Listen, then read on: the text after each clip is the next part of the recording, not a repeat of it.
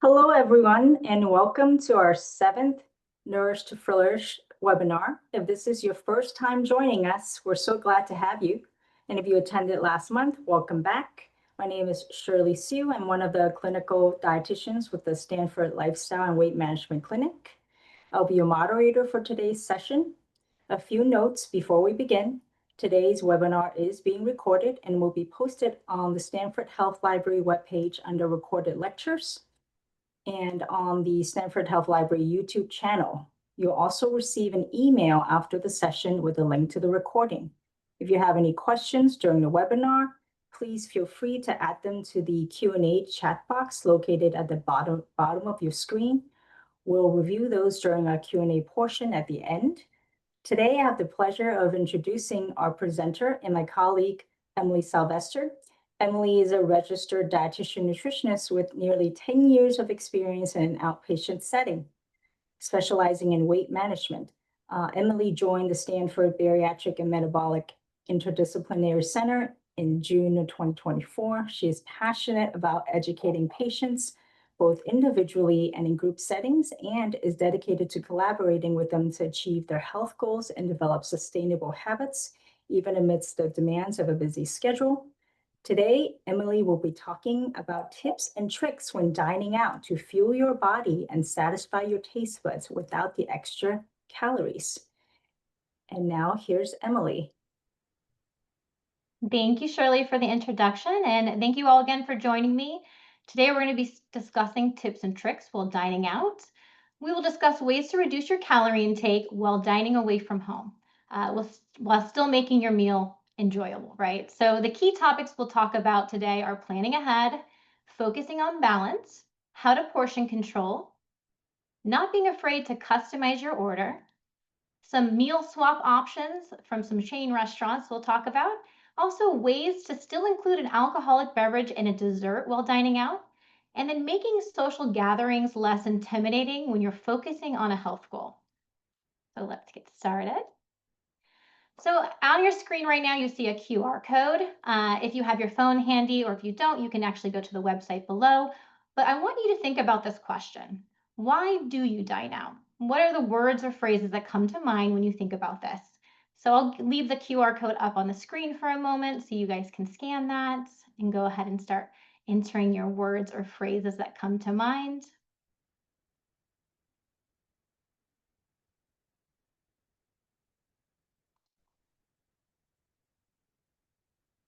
Give a few more seconds. Okay.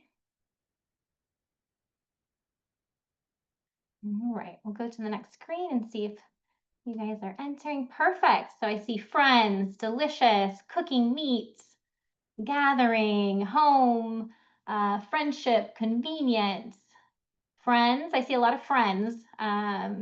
Retail, convenient, delicious, right? We want to change a pace maybe. Therapy, food is therapy sometimes. Good words. Okay. Home break, socializing, connection, great, explore, enjoyable, loved, great. You guys are good words here. Spending time with friends. All right.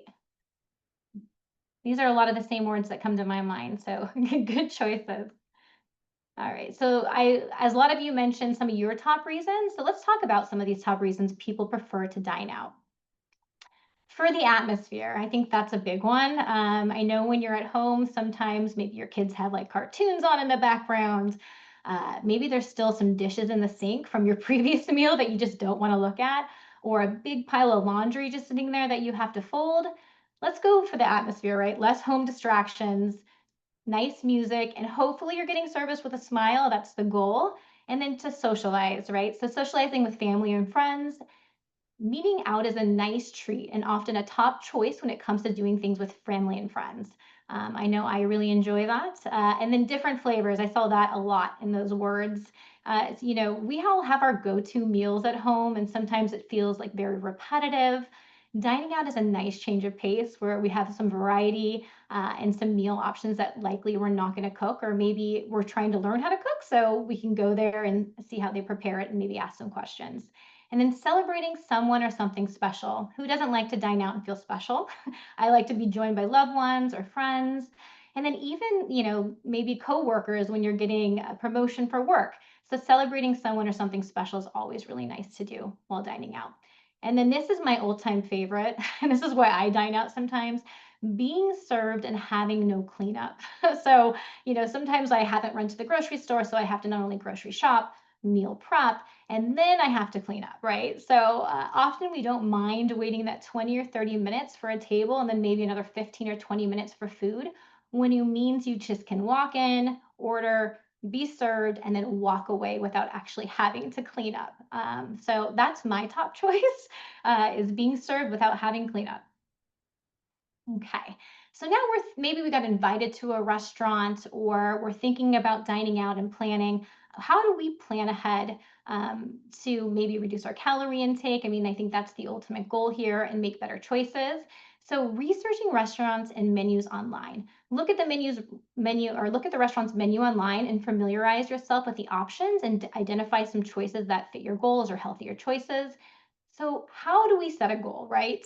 Some of us, we all have different goals. A lot of us have reducing our calorie intake. Maybe your goal is increasing your protein, reducing your fat intake. Maybe you want to consume more vegetables and fruits, or avoid certain ingredients. Having a clear goal can guide your choices before going to a restaurant. So when you get there, it'll be easier. And then check nutrition information. So a lot of our chain restaurants, I don't know if you've noticed, you can go on their website and they have that nutrition information provided for the restaurant. They also sometimes will post it actually on their menu. And even now, mom and pop shops every once in a while will still have that nutrition information posted. So this will help you understand the portion sizes and calorie counts before you even get there. And then consider timing. I don't know if anybody else has been guilty of this, but like maybe you're having dinner later in the evening and you think, I'm just going to skip lunch. I'm going to have a big dinner. Or maybe you skip dinner because you're going out to breakfast the next morning. If you know you'll be dining out later in the day or at a meal, plan earlier meals that are balanced, right? To avoid arriving to the restaurant what we call hangry. We never want to do that.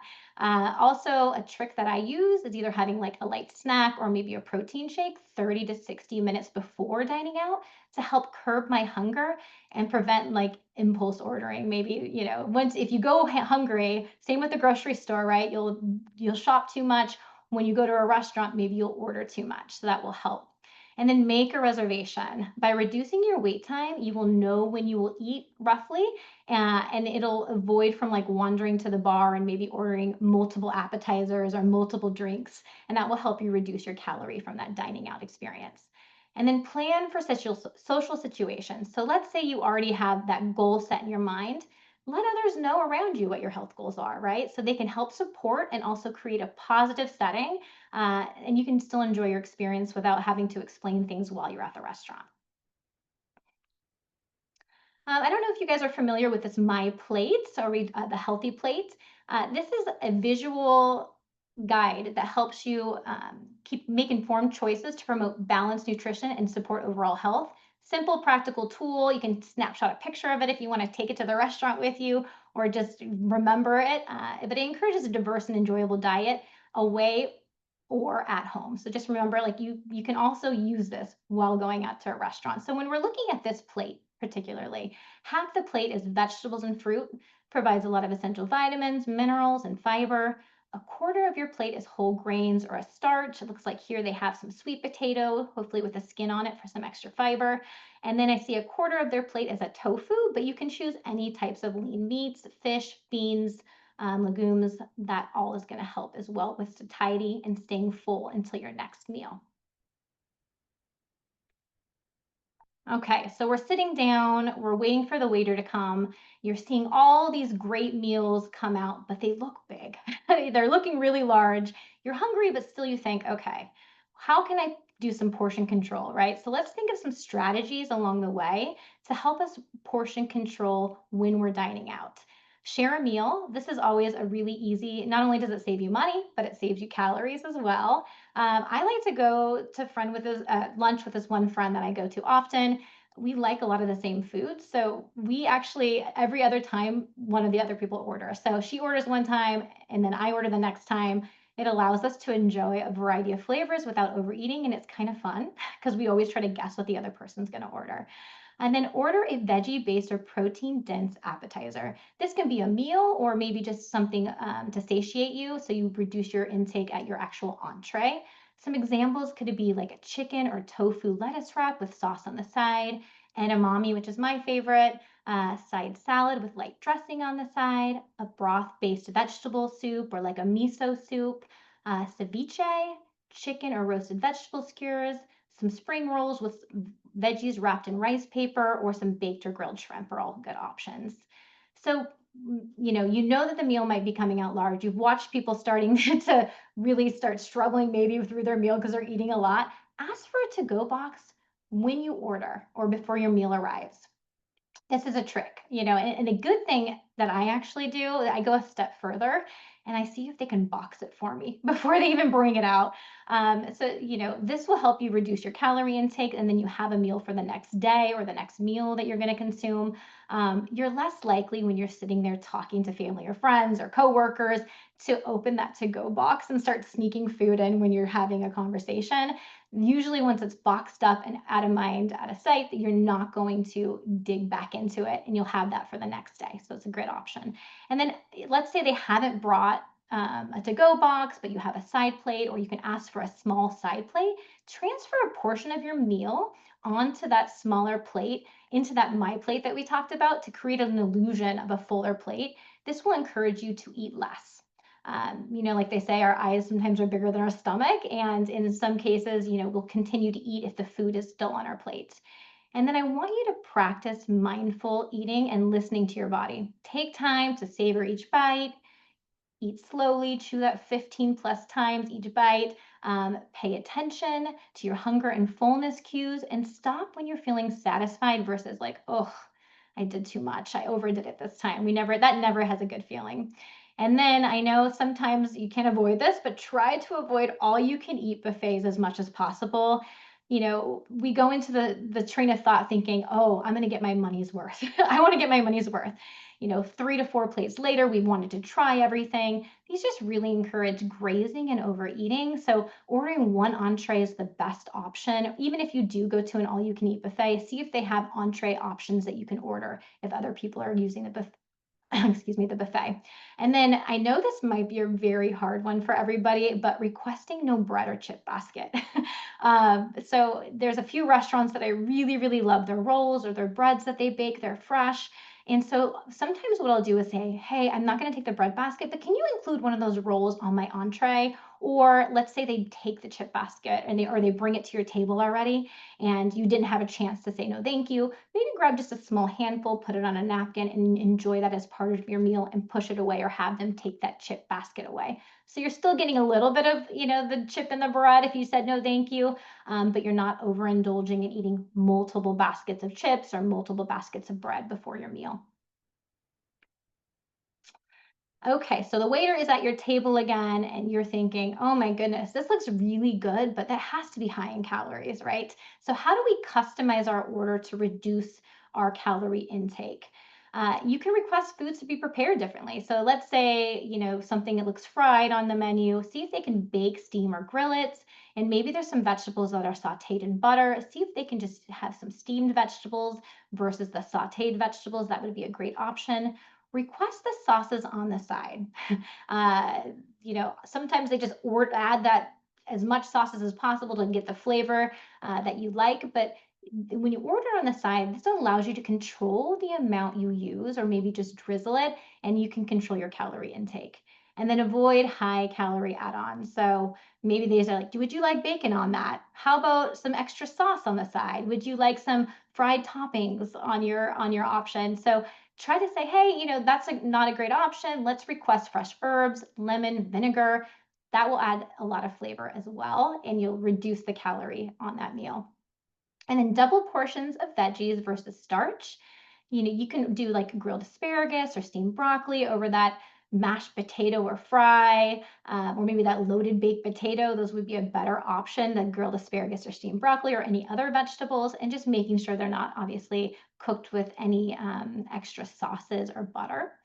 And then select a lean protein. So, if you see maybe a piece of meat that you like, ask, if it's a lean meat, and they can cut off the fat or the skin and see if they can do that before the cooking, and that will reduce the calorie. Or maybe you're getting a breakfast and it has regular bacon, like pork bacon. See if you can swap it out for a turkey bacon for a lower calorie option as well. And sticking to more lean proteins like chicken, turkey, fish, tofu, beans, things like that will be a better option to reduce your calorie intake. I just created a little, I guess, not a graph, but just a form here where we can look at the calorie swaps per restaurant. So if you're looking at these various restaurants, I'll just go through a few of these, but let's look at the Italian restaurant. The fettuccine alfredo obviously is going to be a higher calorie choice. How can we swap that out? Let's go for the whole wheat pasta with marinara sauce and maybe get a grilled chicken on the top of that for the protein intake. At a Mexican restaurant, a beef burrito with sour cream. Let's swap that out for grilled chicken or veggie fajitas with salsa, and maybe reducing how many tortillas you have with that or not having tortillas with it. And then maybe looking down at the breakfast cafe, you're really craving a pancake with some syrup. Maybe order that for the table, and instead everybody can just have a bite. And then you order a more balanced meal, such as oatmeal topped with fresh fruit or eggs with wheat toast and fruit on the side. And then let's look at our coffee shop. I know many of us go through a coffee place before we go to work or maybe dropping off the kids. We won't talk about coffee so much today, but just try to remember to reduce your calorie intake from your beverages. It's a big one. And instead of ordering that pastry or muffin with your coffee, let's try to get something like a Greek yogurt with fruit and nuts, and maybe like some egg white bites are also a really great option as well. Okay, so I went to a couple chain restaurants, and I'm going to show you how you can stay at the same restaurant and make a lower calorie swap. So when we're looking here, we see two vegetable appetizers, right? So we're thinking, Brussels sprouts are a great option, and so is steamed edamame. But obviously, we see that the Brussels sprouts are very high in calorie, likely blanched in oil, and also with like a side of high calorie sauce. And so we look here, it's 1,270 calories for this appetizer. So even splitting it between two people, it's a pretty dense appetizer. It has 14 grams of saturated fat, 14 grams of protein, 1,300 milligrams of sodium, 53 grams of carbohydrates, good fiber source at that 13 grams. But let's look over that steamed edamame, right? It looks like they didn't add any salt to it, and their calorie content is so low at 180 calories. You won't feel bad if you finish the whole bowl. Negligible saturated fat. The protein is a good source.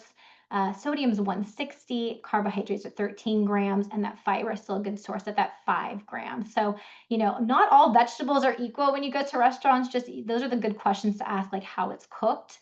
And maybe, obviously looking online to see how many calories this actual option has. So now it's the entree lower calorie swap. So maybe you're going to the restaurant and you're really craving some chicken. So here I put two options, the orange chicken and the cilantro lime chicken. When we're looking at the orange chicken, it's 1,730 calories. Great swap would be that cilantro lime, right, at 590. And if you've taken half to go and creating a meal, that cilantro lime is a very low calorie option and leaves wiggle room for that maybe that appetizer, and we'll talk about dessert later. And then the saturated fat on that orange chicken is 13 grams, good source of protein at 64. Sodium is almost 3,000 milligrams. And I did have to take a double check on this carbohydrate intake. It's 221 grams, likely because of the sauce, the batter on the chicken, and also the rice, and then fiber at 5. And so that cilantro lime, again, it's 590 calories. Saturated fat is very low. Great source of protein, about 1,000 milligrams lower in sodium.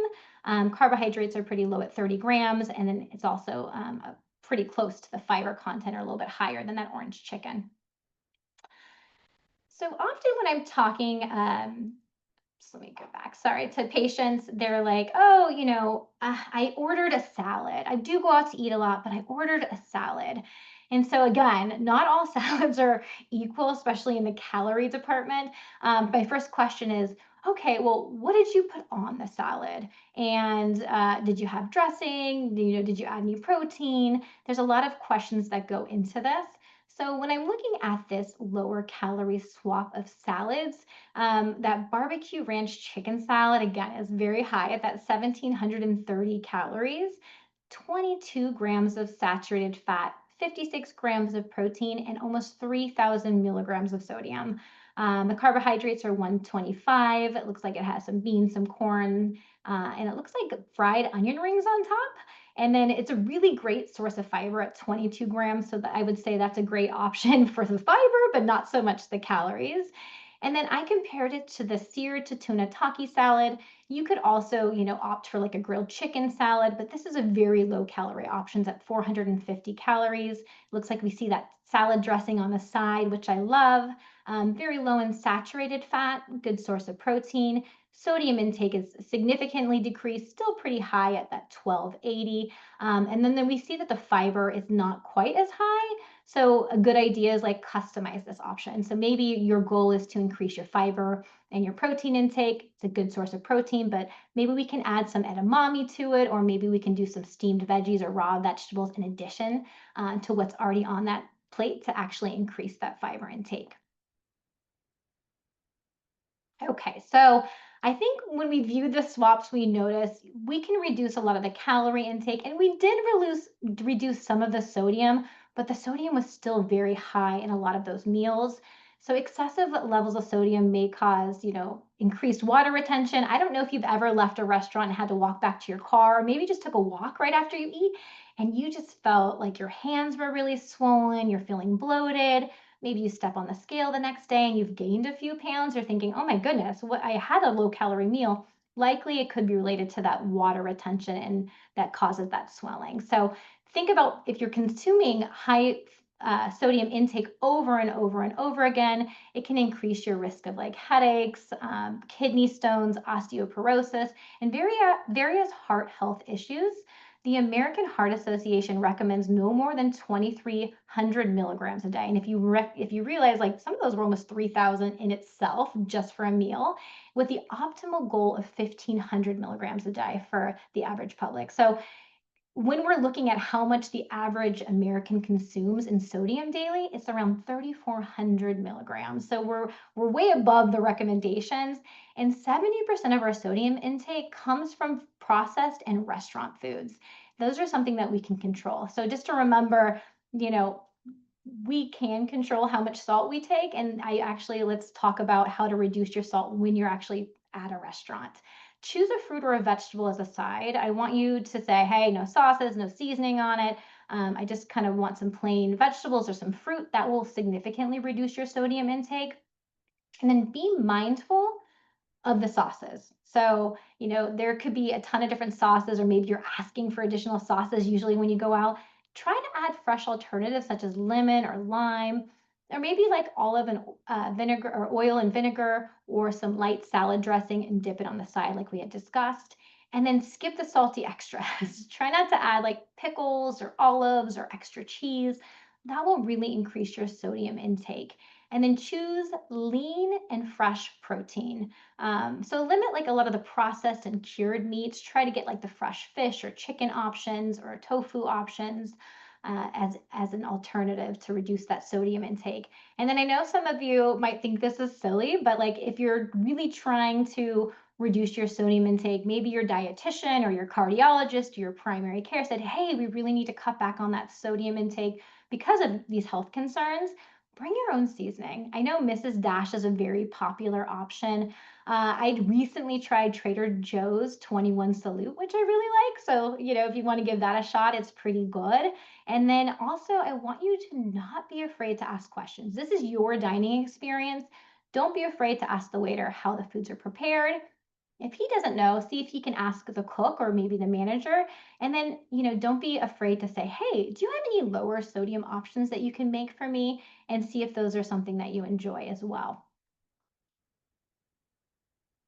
Okay, alcohol. So how can we hydrate responsibly by having one alcoholic beverage? at dinner or a lunch meal or maybe breakfast. Over here I just listed a lot of how many calories are in certain alcoholic beverages. Red and white wine, depending on how many ounces, is anywhere between 150 to 230 calories. Champagne and Prosecco less calories at 990 to 125. It's a smaller pour. And then beer for 12 ounces versus light versus dark can range anywhere from 90 to 300 calories. And then some of our popular mojito, Moscow Mule, margarita, old fashioned can be in the low 200s to mid 200s in calories, as long as you order the classic, right? So make sure you're not adding like simple syrup or maybe putting like a blended margarita with sugar on the rim. That could really increase those calorie intakes. So how do we reduce how many calories that we're consuming through alcohol? Obviously, we want to limit it maybe to one beverage when you're dining out. And then ask for a shorter beer or a smaller glass of wine will help. And then champagne, actually, and Prosecco or Brut over wine is a lower calorie option. And then choose lower calorie spirits. So gin, tequila, vodka, and instead of that juice, maybe ask if you can get it over ice with some fresh squeezed lime, lemon, or grapefruit. That will significantly reduce your calorie intake on that alcoholic beverage. And then make sure you drink a lot of water in between as well to help hydrate you throughout. All right, so it's the end of the night. You smell like maybe something fresh baking in the kitchen. Maybe they're doing pies or cakes, or they have a special dessert menu that they've presented to you. So let's talk about making dessert a not so guilty pleasure, right? So maybe you're just having that little craving. You just want a little bite of something sweet. You see some desserts coming out that have fresh fruit topping and some whipped cream. See if you can just get the fruit and the whipped cream. Like a dollop of whipped cream and some fresh fruit would be a good choice. Also, sorbet or gelato over ice cream is a lower calorie and lower fat option. And then some restaurants will actually serve the mini versions of their desserts. Doesn't hurt to ask or say, hey, I saw that cake coming out. Can you cut that in half? Can I have a smaller slice of a pie or whatever it is? Choosing a smaller portion allows you to enjoy a sweet treat without overindulging. And then baked apples or pears with cinnamon.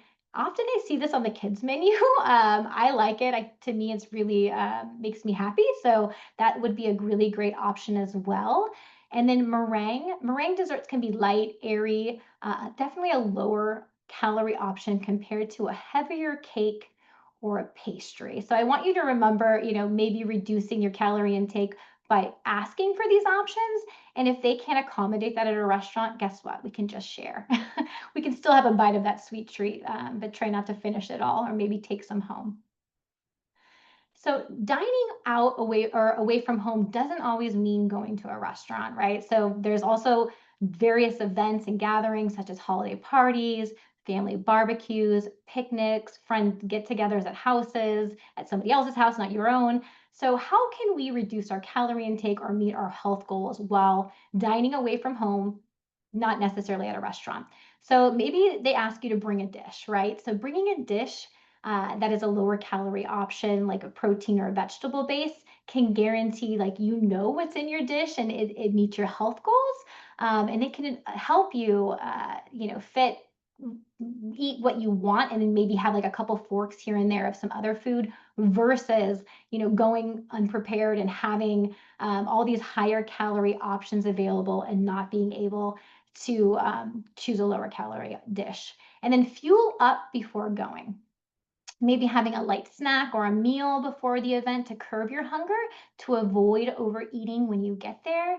And then stay hydrated. I don't know about you, but I sometimes, if you're running around and you think, oh my gosh, am I hungry? Why, that's weird. I just ate something a few minutes ago. Maybe you're thirsty. Sometimes we mistake hunger cues for thirst cues. So opting for water, sparkling water, or unsweetened beverages can reduce the amount you consume. So continuously drinking throughout the event or gathering. And then avoid grazing. I have been guilty of this, and I think maybe all of us have, but trying to avoid mindless snacking and mingling. When you're talking and maybe grabbing a little plate here and then a little plate here, you might have 3 or 4 plates by the time you leave. Instead, picture again that my plate, focus on enjoying one meal, sitting back and making it balanced, and then engage in conversation and then mingle with your water. That would be a better option to keep your calories lower. And then again, like, it's okay. Let's just say no, thank you. Like maybe somebody says, "Oh, I made this just for you." Or I think you're going to really like this. You have to try it. You have to try it. But you're feeling full and satisfied. And maybe you have that health goal of really reducing your calorie intake, or the meal that they made was really high in fat and you're really trying to cut back on your saturated fat or other fat content to reduce your calories. Say no, thank you. It's okay to do that. It's your health. Or, if you're having a hard time doing so, say, "Oh, I think I'll take some to go." And that will give you also an easier option versus having to eat it when you're there and not feel good when you're leaving. All right. Well, today during the webinar, we covered a lot of ground when it comes to making better choices that are still flavorful when dining out. I hope everyone enjoyed the tips and tricks to help making dining out not only fun, but better for your health and have you leaving the restaurant or gathering feeling good afterwards versus overly full or swollen or, putting on those extra pounds. So if you still have that phone handy, I want you to scan that QR code or go to that website. I want you to think, when dining out next, what will you do different? I didn't put all the above, but I want you to click on the picture of something that you would do different. Hopefully, going forward long term, we'll make all these changes. But if we make one change next time, what would you do? I'm going to leave this QR code up for a second. You can let you guys scan it.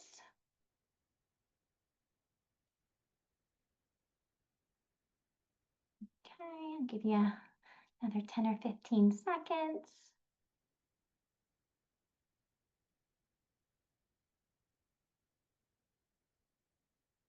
All right, so let's go to the next page. Okay, so I'm seeing here, oh, it didn't populate what is on what. I don't know if you guys can see it, but it looks like on my end it says take half your plate to go is kind of a winner. I don't know if you guys can see how many people are checking on it. Oh, there we go. It just took a second to populate. So yeah, taking half your plate to go is a big winner, it looks like. We have one in there, get water versus alcohol, which is great. To plan ahead, we have one for there. Share a dessert. So let it stay up there for a few more minutes. Make a lower calorie swap. It looks like taking half your plate to go is a great option. What people are planning to do next time. I'll keep it up just for a few more minutes. Great. Awesome.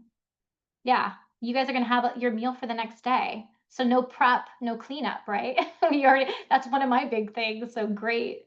Having that plate to go is gonna be um, welcomed for the next day. You have two meals and reduce your calorie intake. So yeah, thanks for participating in that. All right. Well, thank you everyone for joining me today. I encourage you all to incorporate some of these tips and tricks into your next dining out experience. At this time, I'm happy to take any questions. Also, I get a lot of my tips from you. So if you have any tips you want to add to the Q&A box, I would love to see those as well. And maybe we can share those. So go ahead.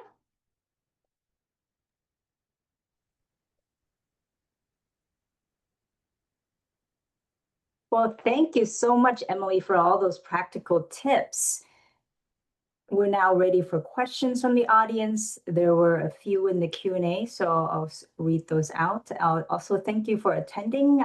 For those who aren't able to join us for the Q&A, the recording will be posted next week at the Health Library under Lectures and Events under Stanford Lifestyle and Weight Management Clinic, and we look forward to seeing you next month for our next webinar.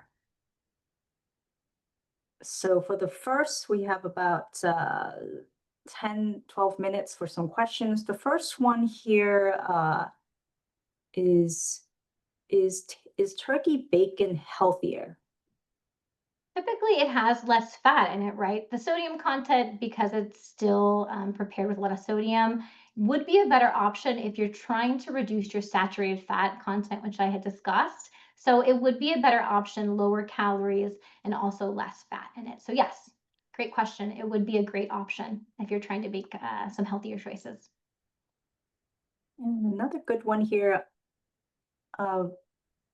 For someone who don't drink alcohol, what are some good options to fit in socially? Yeah, great question. There is a lot of like low calorie mocktails now that are becoming like mainstream. If at restaurants, you can always check the calorie content or ask the bartender or waiter. Another great option would be to ask for a glass still in like, a fancy glass. Sometimes I will go to a restaurant. I don't feel like an alcoholic beverage. So I'll say, hey, can you put some sparkling water with some fruit and some mints in a glass for me with maybe some ice if you like, and you can still drink out of that fancy glass, still make those cheers that you like, but enjoy great choice for hydration and skipping the calories on the alcohol. So really great question.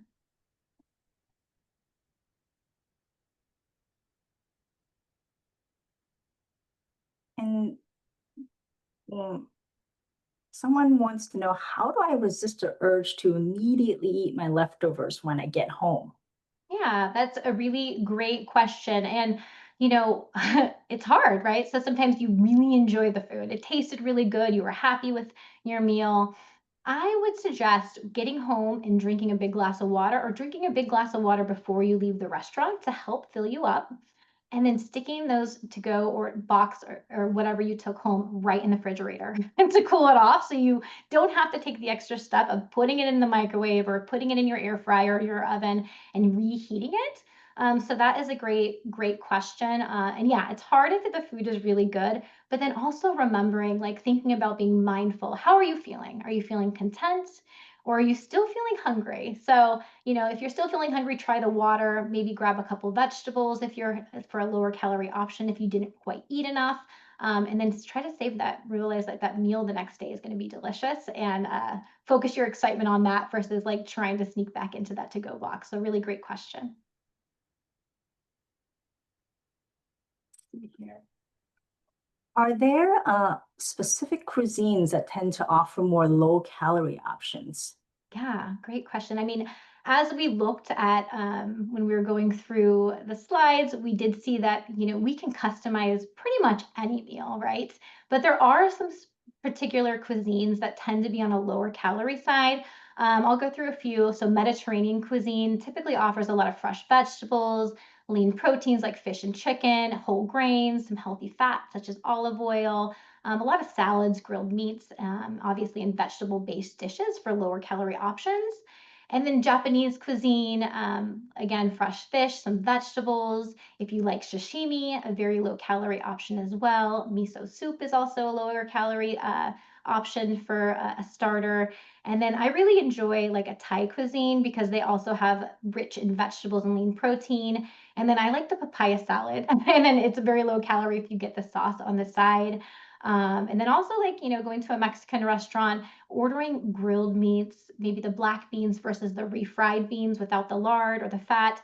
Some restaurants you can ask like, hey, are the refried beans prepared in water or in lard? And they'll let you know. That'll be one of the good questions to ask. And then also you can get a lot of fresh vegetables, ceviche. So yeah, really great options. And that's a great question. So thanks for asking. There's a awesome tip someone typed in here. And Ooh. so thank you, first of all, to the participant who sent this. And she said, my tip is to plan activities during events and gatherings, so less will come to the table to be occupied by something important, usually, communicating, spending time with family and friends. So it shifts to communication and time spent to instead of on food. Ooh, that is a great tip. I do feel like so much focus on like any event and gathering is like food. What's going to be there? What are we going to eat?